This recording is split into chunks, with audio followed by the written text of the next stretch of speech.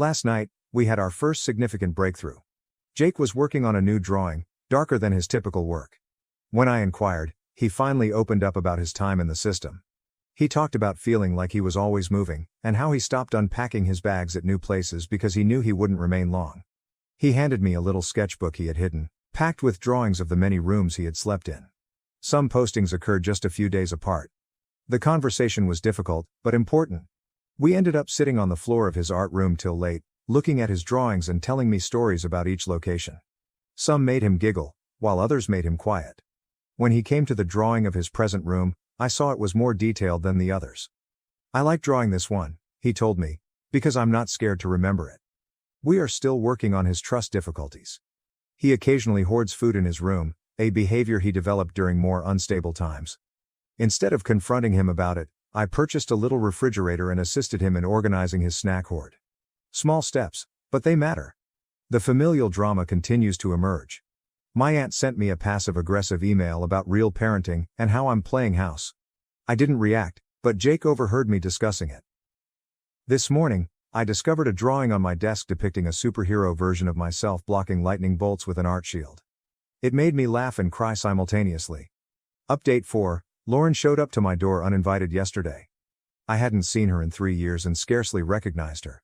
She requested to see Jake, stating that she had gotten clean and was ready to be a mother again.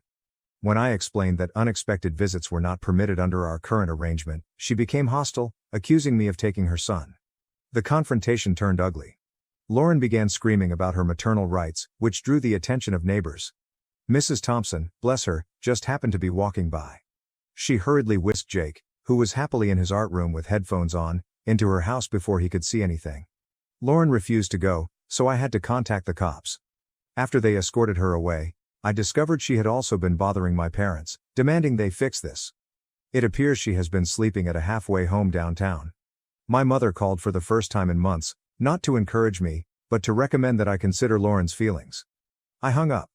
Jake's therapist planned an emergency session following the incident. We've been working through his feelings around Lauren's reappearance.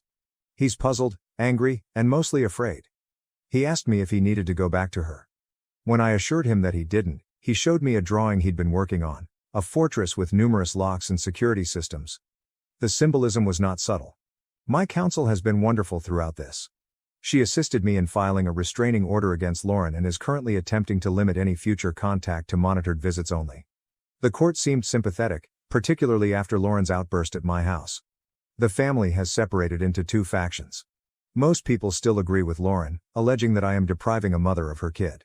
But a few people, including Anna and, surprise, one of my older uncles, have begun to come up about Lauren's history of desertion. The family group chat has devolved into a battle zone. Jake's art teacher suggested submitting his fortress artwork to a child art competition centered on emotional expression. She sees it as an outlet for him to express his emotions via art. Jake agreed, but asked that the drawing be modified first. He put a figure to the top of the fortress, someone maintaining watch. When I asked about it, he simply replied, "That's you." Work has been my refuge through it all. My staff has been extremely accommodating, allowing me to adapt my schedule as needed for legal meetings and treatment visits. My manager even connected me to another colleague who had gone through a similar adoption process. Their guidance has proven useful.